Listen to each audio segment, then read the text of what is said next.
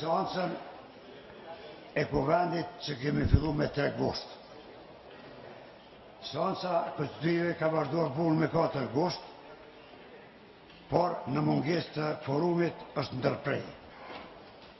Ju njoftoj mas pari për vazhdimin e seancës konstitutive të kuvendit, por të konstatojmë forumin sa njerëz që kemi në sallë, kush po na mungon.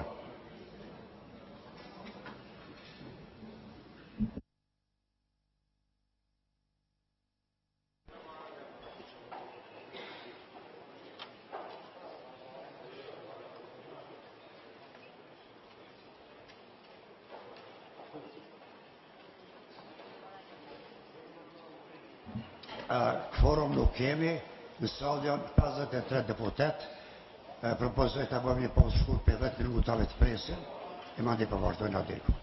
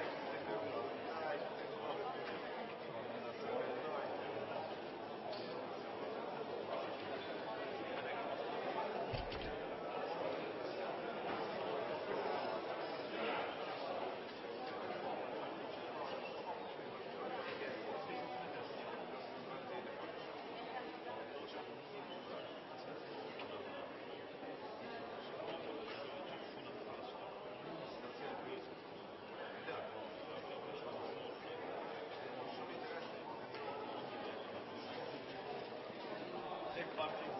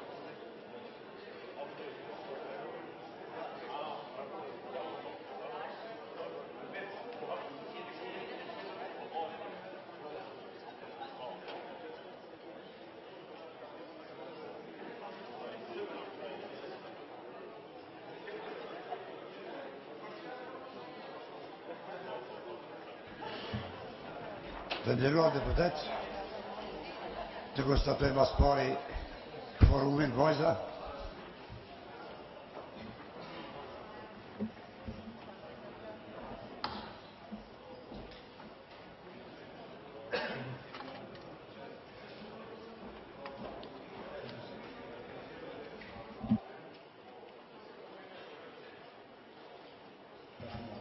I thras deputet që janë jashtë sale të vinë në salë se po në mungën forumi për pak. Zilja regjia, zilje si lutem.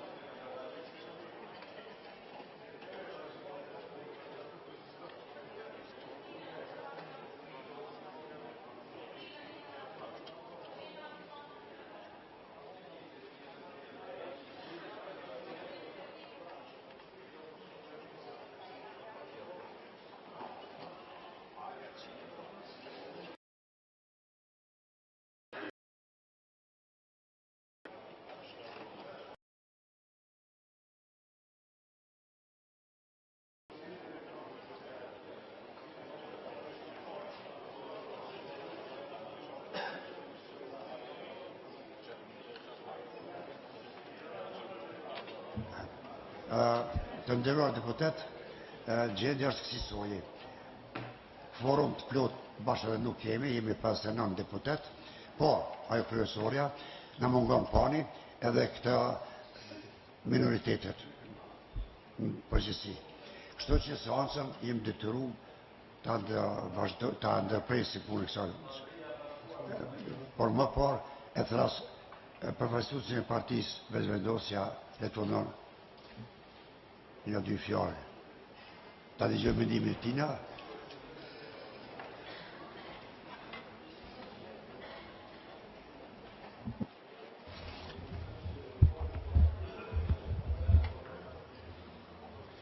Të nderuar deputet të Kuvendit të Republikës Kosovës, të nderuar musafir, të dashur gazetar, janë bërë 2 muaj faktikisht tash që prej mbajtjes së zgjedhjeve të 11 qershorit, dhe jam bërë një javë prej kur ka filluar kjo seancë konstitutive e cila nuk po mund të përfundoj. Unë mendoj që është e pashembullt në historinë e parlamentarizmit në Evropë që ai që i thot vetës fitues i zgjedhjeve dhe të cilëve sipas një vendimi të gjykatës kushtetuese ju takon edhe propozimi që ta bëjnë për kryetarin e ardhshëm të Kuvendit të Republikës Kosovës, vetë ata nuk vinë kuvend dhe vetë ata nuk e japin propozimin për kryetarin e kuvendit. A thua ku është problemi i panit që nuk po vjen seancë? Nuk po ju pëlqen rezultati i zgjedhjeve? Nuk i kanë numrat për ta zgjedhur Kadri Veselin kryetar? Nuk po duan asesi që të dalin në opozit? Apo mos janë këto të trija së bashku? Ne i kemi pa vazhdimisht dy qëndrimet të panit të cilat janë artikuluar në publik për gjatë këtyre 2 muajve të fundit. Qëndrimi i parë me cilin na kanë lodhë, të na i përmend, është që janë fituesit e zgjedhjeve, dhe qëndrimi i dytë është se i kanë votat për me zgjedh kryetarin e kuvendit. Nëse këto dyja janë të vërteta, atëherë pse nuk i kemi koalicionin PAN këtu në kuvend? Pse po e bojkotojnë kuvendin dhe pse po i mbajnë peng krijimin e institucioneve të Kosovës? Dorën zemër në këtë gjendje na ka sill edhe një vendim i gjykatës kushtetuese, një akt gjykim, sipas të cilit zgjedhja e kryetarit të kuvendit duhet të jetë prej anës atyre që kanë fituar ati subjekti ose ati koalicioni cili ka marrë numrin më të madh të votave në zgjedhjet parlamentare. Por çështja duhet të shtrohet po ashtu në këtë kuptim. Çka ndodh nëse ati cilit i takon ky propozim nuk vjen në kuvend? Çka ndodh në këtë situatë? Sa mund të vazhdoj kjo gjendje? Duket që nuk ka asnjë rregull ku mund ta lexojmë, as në rregulloren e kuvendit, as në kushtetutë të Republikës Kosovës, që një situatë e tillë nuk mund të vazhdojë pafundësisht. Por ata që pafundësisht po vazhdojnë kështu, ta bojkotojnë kuvendin e Republikës Kosovës, duhet patjetër ta marrin edhe përgjegjësinë morale, por edhe përgjegjësinë politike. Pse po e mbajnë peng themelimin e institucioneve të Republikës Kosovës. Koalicioni PAN për gjatë gjithë javës të kaluar, në mënyrë të paskrupullt, përmes zyrtarëve të vet, e ka sulmuar kryesuesin e kësaj seance themeluese, një deputet të nderuar, edhe të Dykorrikut, deputetin më të moshuar në mesin ton, zotin Adem Mikullovci. Ne shprehim mospajtimin ton dhe jemi shumë të indinjuar që ata në kësaj mënyra kaq të paskrupullta e sulmojnë deputetin Adem Mikullovci, duke u përpjekur që mbi një seancë konstitutive, mbi cilën askush nuk ka monopol politik, ata po duan përmes disa takimeve konsultative ta krijojnë një farë lloj të drejtës të vetos mbi këtë seancë themeluese të Kuvendit Kosovës. Nuk mund askush të ketë drejtën e vetos mbi vazhdimin e kësaj seance. Ku ka qenë strategjia e PAN-it? Ku konsiston strategjia e tyre? Strategjia e tyre konsiston në qëllimin për të marrë sa më shumë kohë që t'ju qasen veç e veç deputetëve të cilëve ata ua kanë mësyrë për t'u ndrruar qëndrimin e tyre politik. Që t'i bindin që të votojnë për Kadri Veselin apo qoftë edhe për qeverin Haradinaj. Kjo është e papranueshme me standardet e demokracisë. Kjo është shkelje e rëndë e demokracisë. Të mbahen peng institucionet për shkak të një emri dhe të blet sa më shumë kohë që t'i takojnë deputet caktuar kafeneve, që me presion e me shantazh t'i bindin ata për t'a votuar një kryetar të papëlqyeshëm të Kuvendit Republikës Kosovës. Ne dënojmë këtë praktik. Kjo praktik nuk do të zërë në vend në një shtet i cili i thot vetës demokratik dhe rregullimi i cilit është një demokraci parlamentare. Prandaj ne nga ky kuvend i bëjmë 3 thirrje. E para, angazhohemi të gjithë që jemi këtu, ne që jemi prezent, e jo ata që nuk kanë ardhur, për themelimin sa më të shpejt Kuvendit Republikës Kosovës në legjislaturën e 6, sipas rezultatit të zgjedhjeve të 11 qershorit. I ftojmë panin që ta ndërpres bojkotin e seancës konstitutive dhe ftojmë që ta propozoj kandidatin e tyre për kryetar të ardhshëm të Kuvendit Republikës Kosovës. Rregullat e demokracisë thonë kështu: kur nuk i ke votat dhe kur dëshiron të arrish ato, do të bësh kompromis. Kompromisin që ne po ua kërkojmë atyre është që të mos e qesin për kryetar të kuvendit një figurë e cila prej shumicës të deputetëve të Kuvendit Republikës Kosovës është i papranueshëm. Nëse i pyesni të gjithë deputetët e Lëvizjes Vetëvendosje dhe koalicionit LAA, ata thonë që Kadri Veseli nuk është i pranueshëm për kryetar të kuvendit. Kjo imponon Kuvendit të Kosovës zgjedhjen e një kryetari tjetër. Nuk ka zgjidhje tjetër, përpos zgjedhja e një kryetari tjetër përveç Kadri Veseli. Dhe nëse kjo ofrohet, atëherë ne do ta shqyrtojmë propozimin e tyre dhe të shkojmë përpara me themelimin e Kuvendit Republikës Kosovës. Dhe me njëherë pas kësaj, presim që të vazhdohet me seancën për formimin e qeverisë të re. Institucionet nuk mund të mbahen të bllokuara, shteti i Kosovës nuk ka kohë dhe para për të humbur. Me falënderes, ftoj përfaqësuesin e partisë e koalicionit LAA dhe të dhuroj një fjalë rasti. Falënderit kryesues, të nderuar deputet, përfaqësues të stafi diplomatik të medjave qytetar.